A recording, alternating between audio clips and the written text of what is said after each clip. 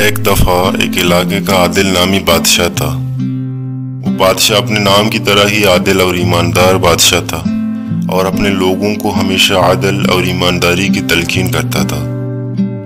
چنانچہ بادشاہ نے ایک دن اپنے لوگوں کی ایمانداری کا جائزہ لینے کا فیصلہ کیا۔ بادشاہ نے اپنے وزیر سے ایک منصوبہ بنانے کا کہا۔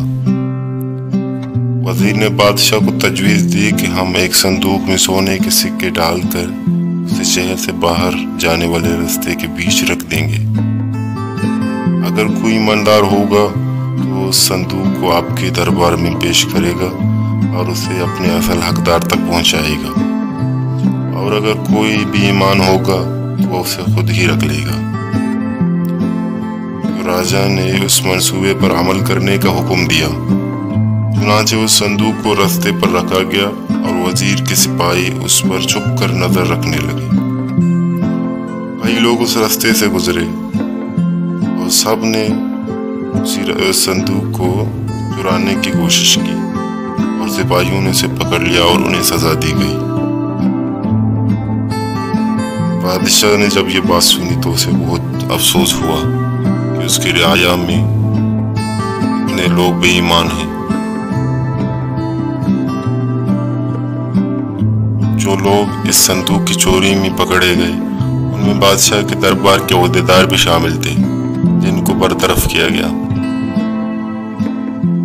ایک دن ایک غریب کسان اسی راستے سے گزر رہا تھا اور وہ اس صندوق کو دیکھ کر اس کے پاس گیا۔ اسے کھولنے کے بعد دیکھا تو وہ حیران رہ گیا۔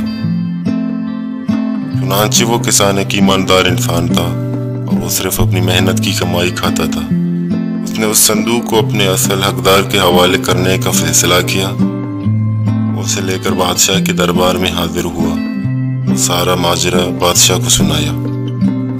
بادشاہ اس کسان کی ایمانداری سے بہت خوش ہوا اور اپنے دربار میں اسے اعزاز اور انعام دیا، اور اپنے لوگوں کو اس کسان کی طرح بننے کی تلقین کی۔ اس کہانی سے یہ سبق ملتا ہے کہ ایمانداری کا راستہ ہی صحیح راستہ ہے، اور اس کا پھل ہمیں ایک دن ضرور ملتا ہے۔